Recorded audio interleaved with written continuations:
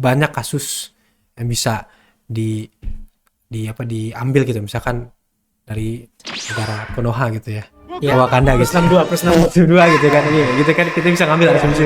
Misalkan dari Konoha gitu kan lagi polusi gitu kan. Oh Itu iya, kan polusi lagi kan tebal ya, Bang? tebal. Lagi tebal itu kan juga sedih juga orang-orang di situ kan, polusi gitu karena Kasihan paru-paru itu, Bang. karena faktor cuaca juga Iya. mungkin kan, karena faktor cuaca juga kan mungkin kurang gitu. Cuma kan Yang viral itu mengenai sekarang itu Abang, Umi dan juga Abi maju sekaligus. iya, Nah, gimana tuh Abang nanggepinnya iya. dengan pemberitaan yang seperti itu gitu? Ya, alhamdulillah ya kita ambil sisi positifnya ya. Dan tentu negatifnya mungkin itu menjadi masukan juga untuk kita juga. Tapi apapun itu yang saya lakukan ini insya Allah tentu untuk kebaikan aja sih. Oh, betul. Dan jika disangkut pautkan dengan keluarga dan juga dengan masalah dinasti tadi, itu adalah suatu risiko yang memang akan terjadi gitu. Kalau kita memiliki background dan keluarga yang ada di dunia politik. Assalamualaikum warahmatullahi wabarakatuh. Halo, bagaimana kabarnya sahabat podcast? Nah, di sini kita masuk lagi berdiskusi dengan para caleg-caleg kita. Salah satu yang bersama kita saat sekarang ini adalah seorang pemuda yang memang ingin mengabdikan dirinya kepada bangsa dengan cara maju ke tahap legislatif, melalui tahap legislatif. Nah, kita perkenalkan ini dia, Bang Ibrahim Irwan Prayitno. Assalamualaikum warahmatullahi wabarakatuh. Syam, teman-teman podcast semuanya apa kabar? Semoga sehat selalu.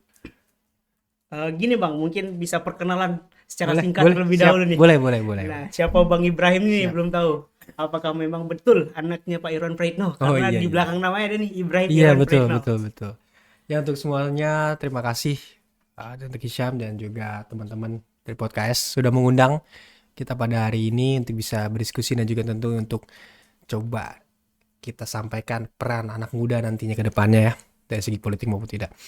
Nama saya Ibrahim Irwan Prayitno, biasa dipanggil IB. Lahir tahun 97 dan udah memiliki satu anak, udah berkeluarga. Dan dulu kuliah di Universitas Indonesia, mengambil jurusan teknik kimia. Dan juga ada beberapa sekolah juga di Jakarta. Dan sekarang kesibukan memang lebih ke usaha ya, ada beberapa usaha di sektor energi terbarukan, di sektor konsultan SDM, dan juga ada di sektor marketing and sales agency. Itu yang sekarang sedang dilakukan, dan tentu seiring berjalan waktu kita juga merasa terpanggil nih dengan panggilan politik yang sekarang sedang kita ikuti bersama-sama. Dan insya Allah dengan panggilan ini kita berharap bisa menjalaninya dan bisa menyelesaikannya dengan tuntas gitu. Oke, siap. Nah, terkait nama Abang nih. Ya. Nah, di belakang ada tuh Irwan Prayitno. Iya, betul. Mungkin bisa dijelaskan gitu. Ya. Jadi dari 10 anak saudara ya, saya ini anak ke-6, dan memang ada 3 lah yang waktu itu memang ada memiliki nama Pak Ipi ya. Jadi nggak tahu juga, mungkin udah ngeliat juga nama kita Ibrahim doang ya, ditaruh lah dari lahir itu nama bapaknya ya. Dan kebetulan memang lahirnya waktu itu di luar juga, waktu bapak lagi kuliah S2 S3 di Malaysia. Jadi di situ setahu saya tuh memang butuh lengkap, tidak hanya satu nama. Jadi ya disitulah ada gitu dari lahir lah. Oke, berarti Iya, dari lahir betul. ya. Iya. Berarti Abang lahir juga di Lahir di Kuala Lumpur ya? ya Kuala Lumpur. Berarti sama-sama Syam. Sama Isyam. Iya. Sama. Oke. Tapi kita lahir doang. Lahir di doang, sana. numpang lahir doang. Numpang lahir doang. Tetap Tinggal mengabdi untuk Indonesia. Indonesia, Mantap. betul. Tapi kayaknya ini problematika nih Bang gitu. Oh iya. Bisa. Nah, ini Bang, sebelum kita lanjut nih, sudah kemarin ini ada satu postingan lah yang kita dapat bahwasannya yang viral itu mengenai sekarang itu Abang, Umi dan juga Abi maju sekaligus. Iya. Nah, gimana tuh Abang nanggepinnya dengan pemberitaan yang seperti itu gitu? Ya. Alhamdulillah ya kita ambil sisi positifnya ya. Dan tentu negatifnya mungkin itu menjadi masukan juga untuk kita juga. Tapi apapun itu yang saya lakukan ini insya Allah tentu untuk kebaikan aja sih. Oh, betul. Dan jika disangkut pautkan dengan keluarga dan juga dengan masalah dinasti tadi, itu adalah suatu risiko yang memang akan terjadi gitu. Kalau kita memiliki background dan keluarga yang ada di dunia politik. Meskipun apa yang kita lakukan sekarang ini bisa dikatakan sepenuhnya dipilih oleh rakyat dan juga dinilai oleh rakyat, oleh masyarakat. Meskipun juga kita sekarang berkontestasi dan mengikuti ini secara demokrasi gitu ya. Jadi rasanya sih tergantung masyarakat menilai aja. Dan yang kita lakukan juga demi kebaikan, kenapa enggak? Oke. Kalau sekarang kenapa enggak? Karena kontestasi ini tentunya hanya 5 tahun sekali, dan jika kita tidak mengambil peran di sini, takutnya keterwakilan pemuda khususnya ya tidak dirasakan. Jadi kita harus mengambil peran di sini dan siap turun untuk bisa berkontribusi lebih. Oh, berarti hitungannya mengabdi kepada masyarakat lah ya. Insya Allah karena ya dari usaha itu kan ada juga kegiatan sosialnya, nggak terlepas dari sosial, nggak terlepas dari hubungan dengan masyarakat. Dari situlah merasa bahwa kayaknya kalau masuk dalam bagian perubahan ini atau masuk ke dalam sistemnya ini lebih optimal dengan masukan atau aspirasi dari masyarakat juga tentunya. Karena meskipun kita di kampus dulu juga tetap menyuarakan apa yang kita permasalahkan, yang mengambil keputusan dan juga yang tergabung dalam sistem itulah yang akan berpengaruh. Jadi kita rasa dengan peluang yang kita miliki sekarang, kita harus lakukan sih. Oke, berarti abang dulu di kampus jadi aktivis kampus juga? Ya kita waktu di kampus di UI juga melakukan kegiatan-kegiatan juga. Oke. Nah, selama itu bang, dari abang aktivis kampus nih, abang ada perjalanan rentangnya dari aktivis kampus lalu lulus sampai sekarang nih mencaleg dan untuk membawa nama Sumbar ke nasional. Nah, itu dalam jangka waktu itu apa aja pengalaman mungkin yang bisa abang sharing Ya, bersama boleh. kita teman-teman podcast gitu? Iya, memang sekarang kondisinya dengan umur yang bisa dikatakan banyak nih anak muda mengalami quarter life crisis Betul. di kondisi umur sekarang ini, dan beberapa terkait kesehatan mental juga akan berpengaruh gitu Iya, ya. betul. Jadi dari situlah juga pasti kita merasakan, dan kita coba melepas dari itu, kita coba mencari solusi dari itu dan coba move on dan bergerak lebih jauh. Dan disitulah kita melihat dengan pergerakan yang kita lakukan sekarang ini bisa menyelesaikan permasalahan-permasalahan itu.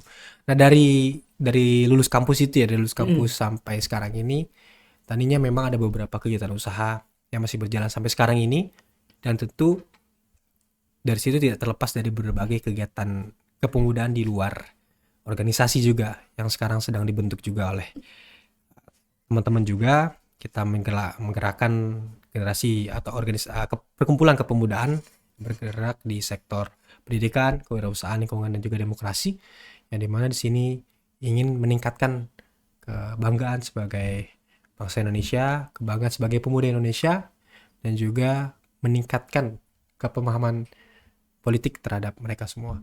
Nah, dari situlah kita menjalankannya dari segi organisasi, perkumpulan, dan juga usaha. Muncullah panggilan politik ini yang harus kita lakukan. Oh, berarti memang ingin menyuarakan bahwasannya pemuda ini harus terjun langsung ke dalam sistem yang ada untuk saat sekarang ini itu. Iya, soalnya ya kita populasi cukup besar ya, dan keterwakilannya kan bisa dibilang tidak sesuai gitu. Iya betul, apalagi ini Indonesia sebentar lagi akan 100 tahun gitu kan. Iya betul, Indonesia Emas emasnya. 2045 itu generasi-generasi kita yang akan insya Allah akan menjalankan ini. Jadi kita sangat berharap dengan peluang yang ada sekarang, kita harus coba mengambil peran dengan hal apapun, dan itu akan menjadi latihan dan juga akan menjadi pengalaman yang akan kita coba tawarkan di generasi kedepannya, which is di generasi di tahun 2045 yang kita harapkan Indonesia ini udah lebih maju lagi dari yang ada sekarang ini gitu. Ya benar.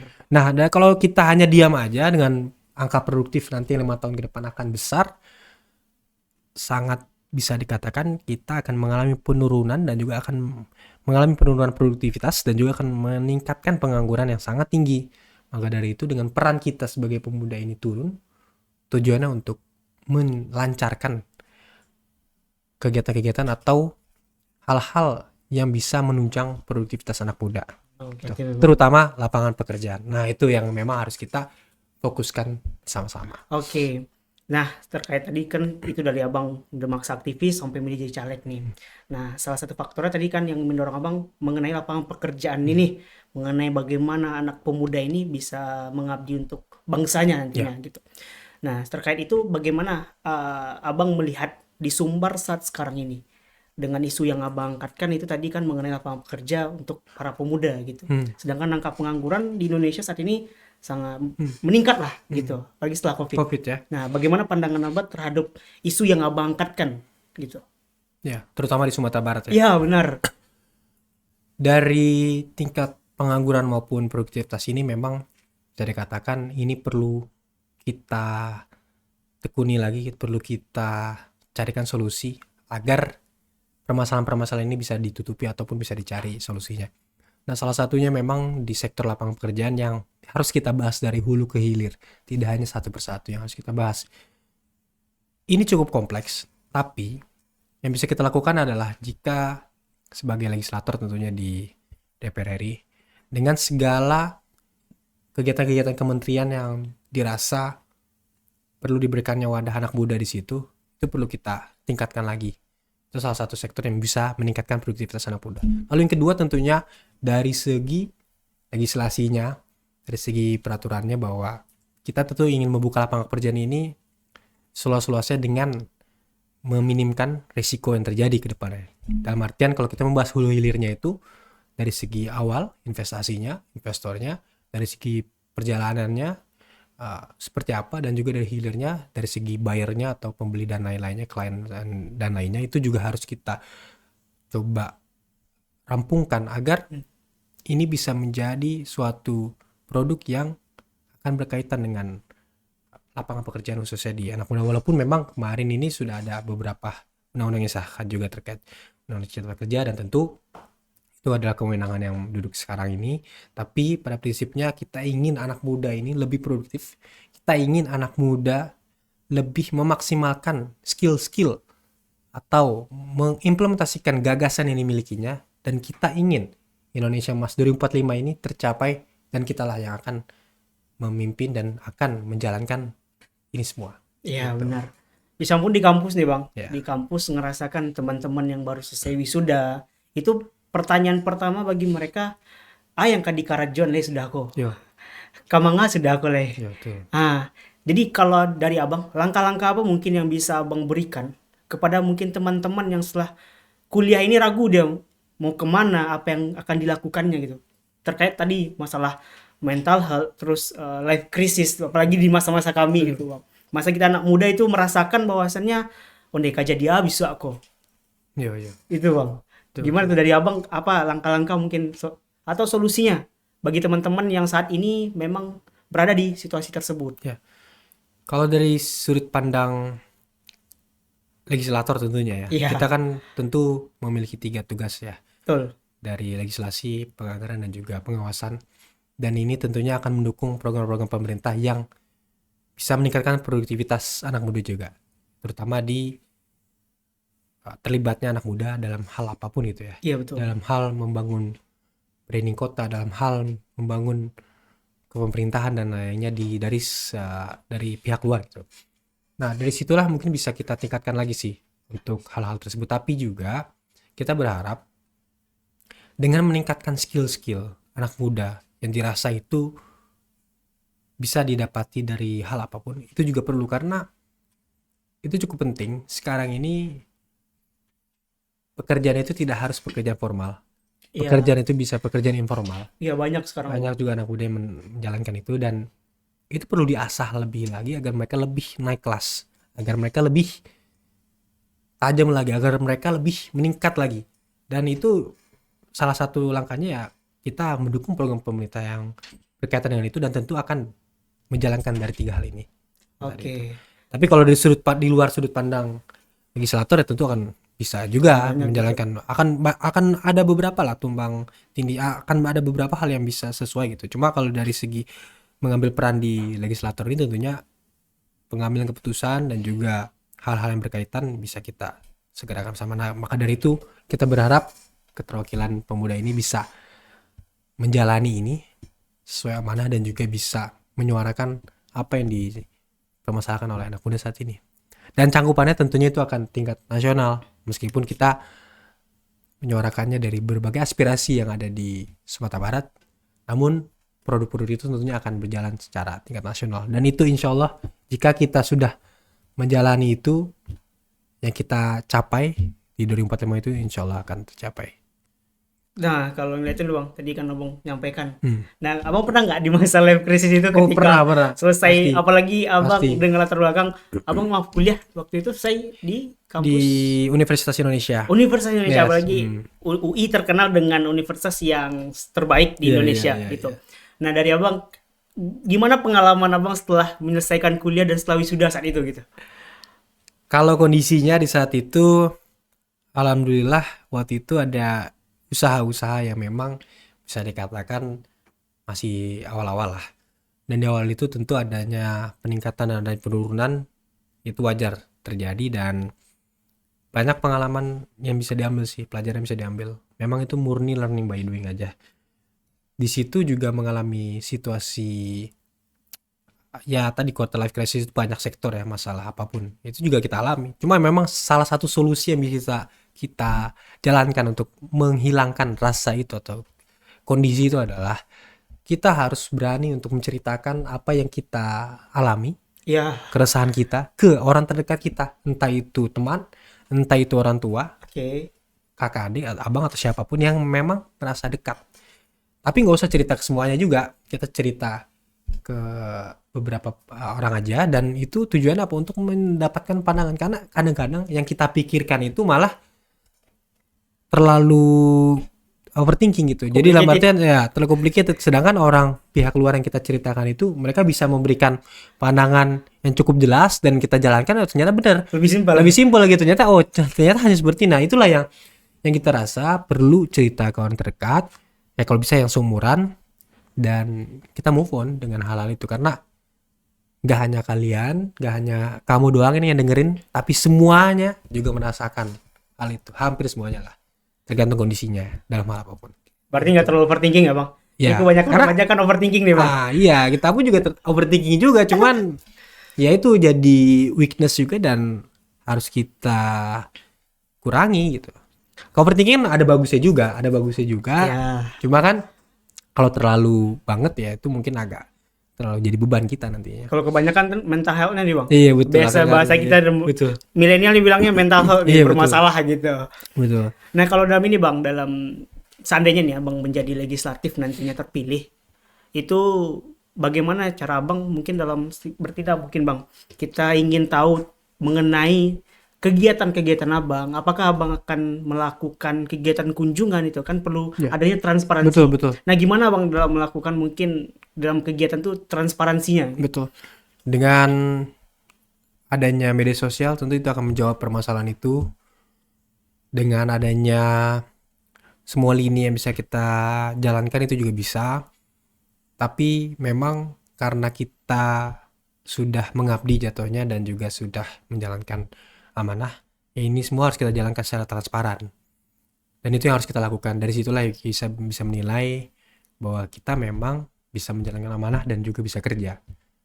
Jadi Oke. kuncinya memang harus dari bukti, dalam artian bisa media sosial maupun sistem lainnya yang bisa kita jalankan nantinya gitu. Berarti memang teknologi saat sekarang ini sangat penting ya Bang Ya, untuk apalagi kita keberlangsungan sudah ke depannya. keberlangsungan ke depan, apalagi kita sudah mengabdi juga jatuhnya nantinya kan kalau terpilih, dan itu ya harus kita jalankan. Kalau dari segi sekarang mungkin usaha secara pribadi ya itu kan mungkin kebutuhan masing-masing aja gitu. Iya. Ya usaha juga butuh juga seperti itu. Cuma kan ada juga mungkin yang tidak. Nah, itulah tergantung pribadi masing-masing. Cuma Berarti di usaha saat jalan nih Bang, usaha jalan sekarang. usaha masih jalan. Cuma kalau dalam kondisi kampanye nanti ini ya udah harus total di sini gitu. Oke. Biar lebih fokus. Itu gimana Bang cara bagi waktu itu Bang? Karena kan untuk usaha mungkin kita bicara kalau usaha nggak mungkin satu tempat gitu Bang. Apalagi bisnis ya Bang. Entrepreneur kita tempatnya mungkin ada bisnisnya di Sumbar, ada bisnisnya di Jakarta. Nah, kalau Abang bagi waktunya gimana sekarang tuh?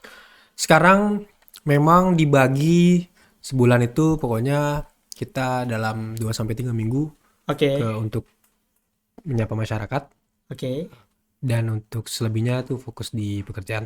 Tapi nanti di saat sudah waktunya kampanye ya memang sudah seharusnya sudah sepenuhnya kita fokus di sini agar lebih maksimal dan yang ingin kita gapai itu bisa tercapai. Jadi bagi waktunya lebih ke situ sih.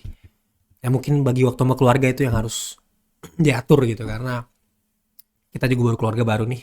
Jadi harus dibagi banget lah waktunya untuk Oh iya tadi. sesuai. Oh iya, Iya, dibagi sama dibagi rata nih. sama rata. Kalau nggak bisa cemburu nih salah satu nih. Iya, betul. Oke. Berarti teman-teman yang mengincar Bang Ibe nggak bisa lagi nih, Bang. Iya. Udah ada yang punya soalnya. Betul ya, Bang? Iya. Oke. Nah, untuk ini, Bang, teman-teman juga ingin tahu dari tadi Abang sampaikan bahwasannya ketika misalnya Abang terpilih, apakah yang Abang akan lakukan untuk teman-teman pemuda nih, remaja, istilahnya mereka baru beranjak mungkin dari SMA ke kuliah gitu. Apakah ada rencana Abang di bagian bidang pendidikan?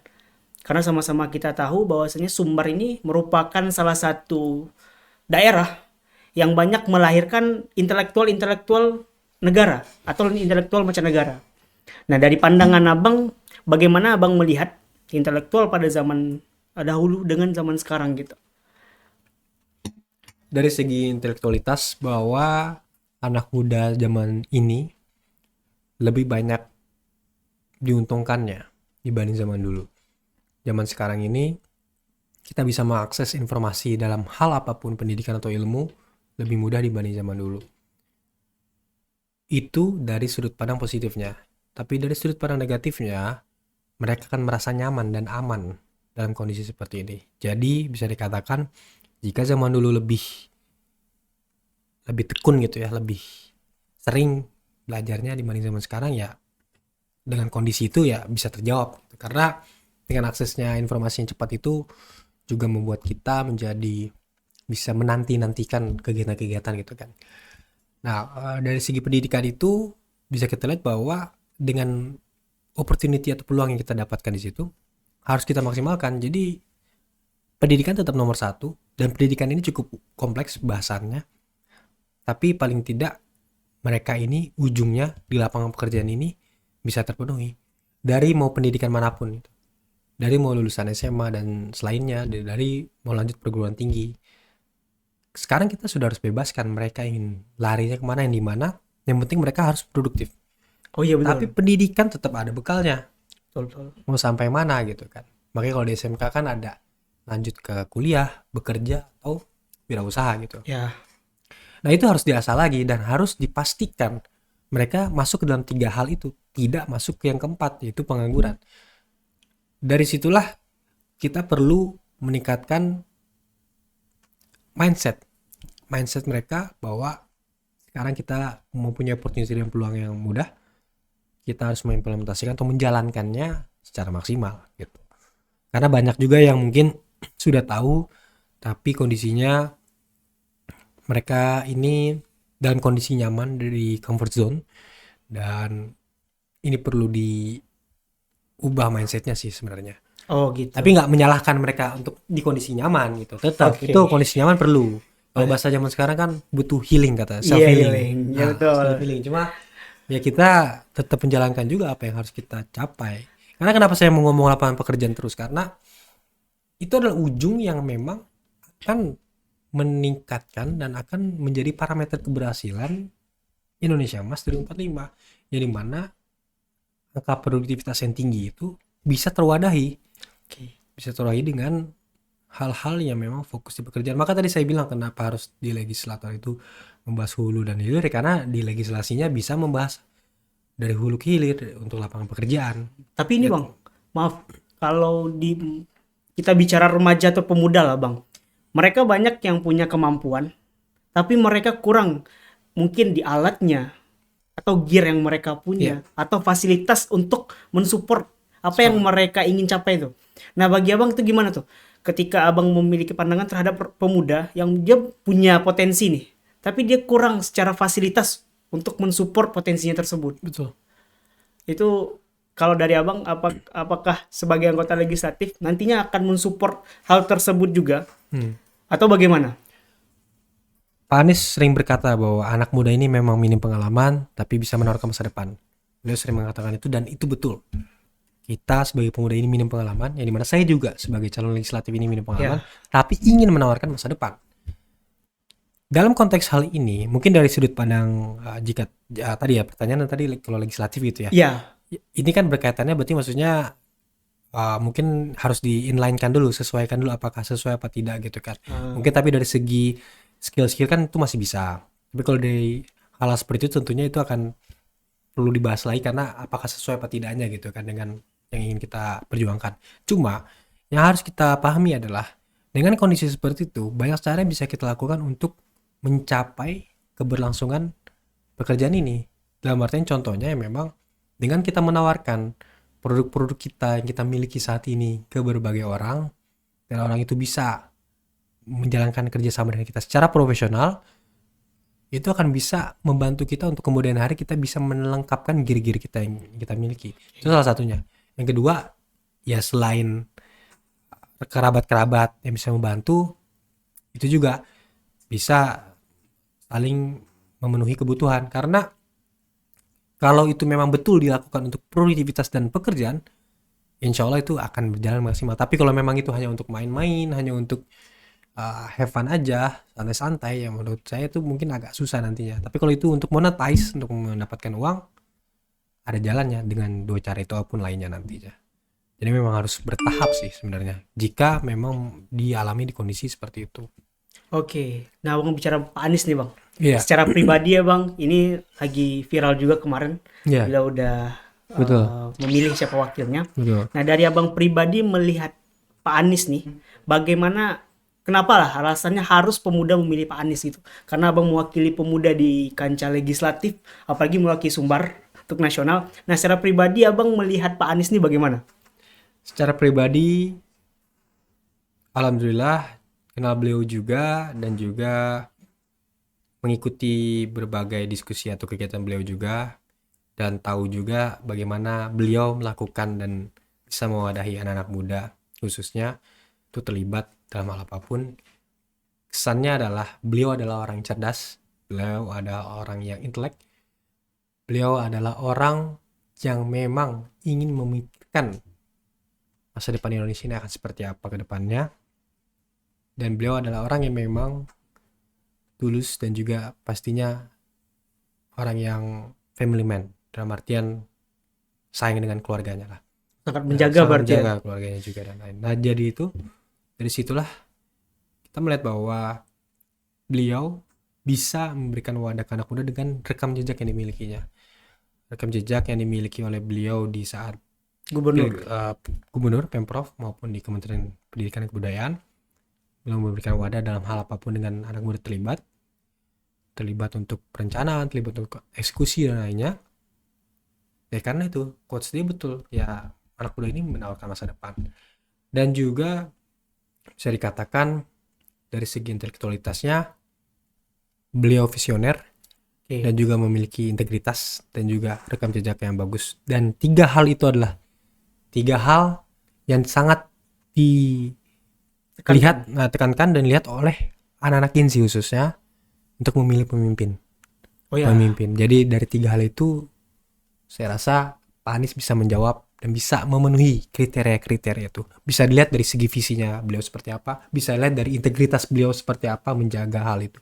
Bisa dilihat juga dari segi rekam jejak beliau seperti apa, Latar belakang latar beliau. belakang beliau seperti apa, dan itu yang ingin kita inginkan untuk bisa mencapai di kemudian hari di saat kita nantinya 10 tahun atau 20 tahun lagi bisa mengambil peran di sistem demokrasi ini.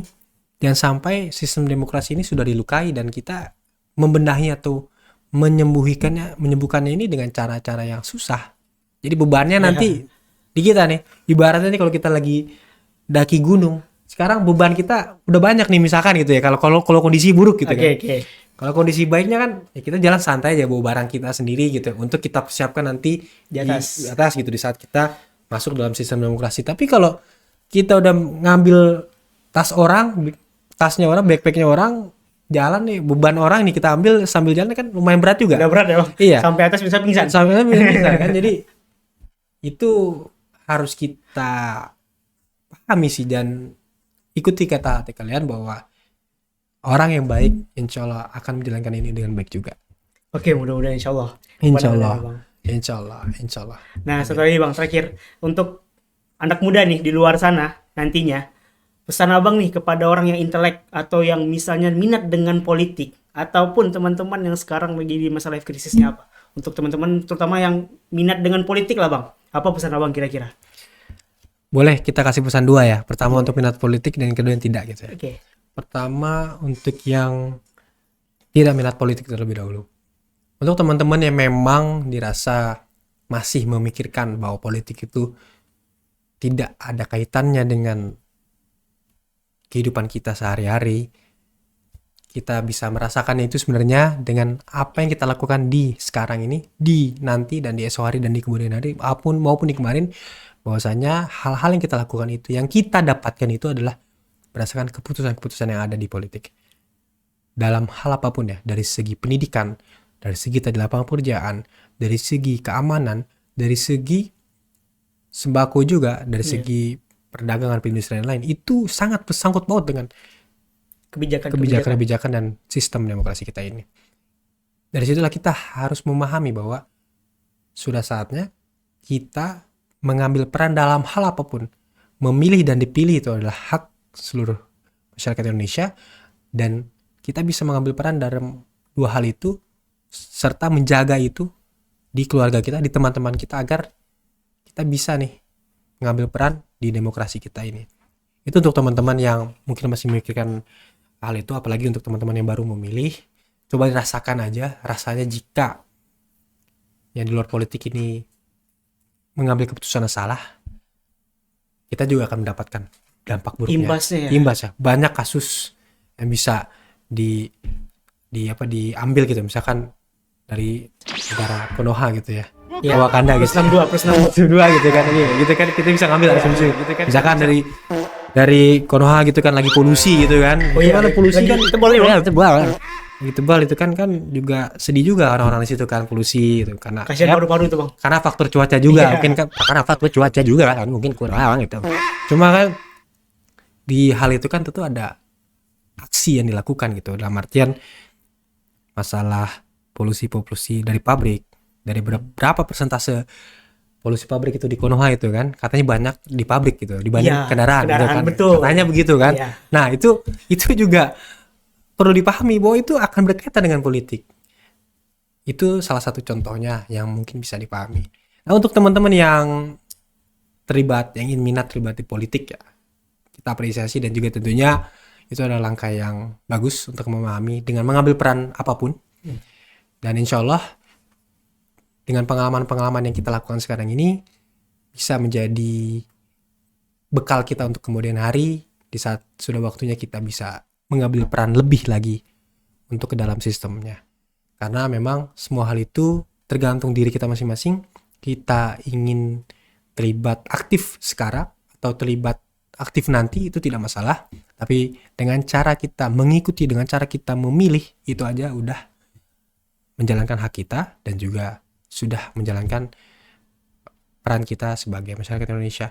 Jadi untuk teman-teman yang ingin terlibat, teruslah terlibat dalam hal apapun, dan jangan lupa mengikuti kondisi-kondisi yang ada dan terus kritisi apa yang dirasa itu salah dan terus mengapresiasi apa yang dirasa itu baik. Karena kita harus saling mendengar kritikan dan kita sangat terbuka dengan itu, dan insya Allah jika kita menjalankan itu sebagai suatu hal yang berbeda gitu dari segi kritikan maupun dari segi apresiasi, itu akan menjalankan demokrasi yang sehat. Dan tentunya itu akan bisa check and balance akan lebih jalan gitu. Berarti bisa kita kan pemuda yang berdaya lah sih Bang. Pemuda yang berdaya, pemuda yang berjuang, pemuda yang lebih bangga. Oke. Ini Bang Ibe, Siap. mungkin terima kasih juga nih Bang Terima untuk kasih. waktunya. Terima Di kasih. sela kesibukannya nih. Pasti. Dan untuk teman-teman nih yang masih ingin penasaran dengan bagaimana keseharian Bang Ibe, mungkin bisa nih nanti diikutin aja IG Bang Ibe, nanti dia Siap. di bawah ini. Terima Silakan kasih. di-follow dan diikutin kegiatan-kegiatannya. Mungkin kalau ada saran maupun kritik dari teman-teman bisa sampaikan langsung. Apalagi kita yang muda, mungkin untuk fasilitas kita menyampaikan tuh masih kurang. Kita ke DPR mungkin kita nggak indahkan atau di DPRD gitu lah, diusir gitu kan. Mungkin bisa nih melalui anak muda nantinya Insya Bang Allah. Ibe kita bisa menyalurkan apa yang kita rasa ini salah Bang gitu. Silakan aja Bang Ibe terbuka insya Allah. Insya Allah. Mungkin itu aja Insya Allah. dari Terima Bang kasih Ibe. Syam, terima kasih banyak. Terima kasih podcast, terima kasih banyak udah menyediakan waktunya dan juga sudah diundang. Insya Allah bermanfaat untuk kita semua. Amin. Oke, amin amin ya Rabbal alamin. Oke, sahabat podcast, mungkin sampai di sini. Lanjut mungkin ke episode berikutnya. Saya sebagai MC ya atau yang pembawa acara, Siap. mohon maaf bila ada kata-kata yang salah. Billahi taufiq wal hidayah. Assalamualaikum warahmatullahi wabarakatuh. Assalamualaikum warahmatullahi wabarakatuh. Terima kasih. Terima kasih Syam. Syukur Terima kasih Bang. banyak. Ampun Bang. Syukur. Nggak tagang lah Bang. Wah, aman, Aku aman. dingin.